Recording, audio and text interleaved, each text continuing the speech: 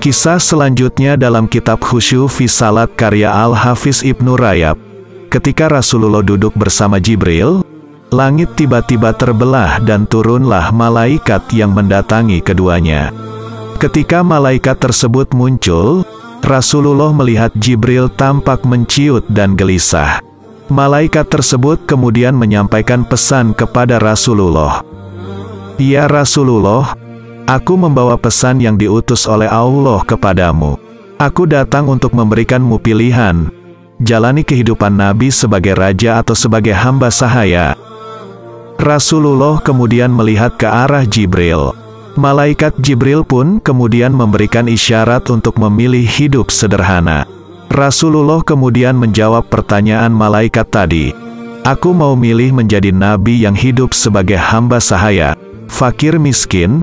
Lalu malaikat tersebut kemudian pergi meninggalkan Rasulullah dan Jibril. Jibril kemudian lantas berkata, "Kejadian ini sangat aneh sekali. Malaikat itu tidak pernah sekalipun turun ke bumi kecuali saat ini." Rasulullah kemudian bertanya, "Mengapa engkau terlihat gelisah dan ketakutan wahai Jibril?" Malaikat Jibril menjawab, "Demi Allah aku tidak pernah berpikir ia akan turun ke bumi kecuali untuk mengabari datangnya hari kiamat." "Siapa malaikat tadi?" tanya Rasulullah. "Dialah Israfil, sang peniup sangkakala," jawab malaikat Jibril. Malaikat Israfil memiliki 600 sayap sama halnya dengan malaikat Jibril.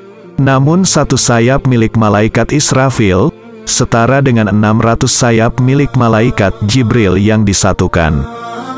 Sosok malaikat Israfil sangat takut kepada Allah.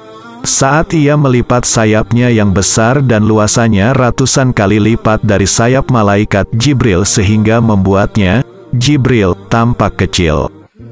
Ketika malaikat Israfil turun ke bumi, malaikat Jibril mengira telah tiba waktunya hari kiamat dan telah tiba waktunya malaikat Israfil untuk meniupkan terompet sangkakala.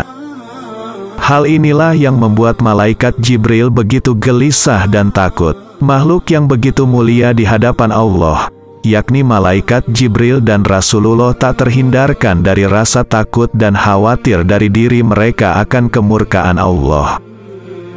Lantas bagaimanakah dengan kita wahai manusia yang hina? Apakah kita masih ingin sombong dan angkuh? Wallahu a'lam bishawab.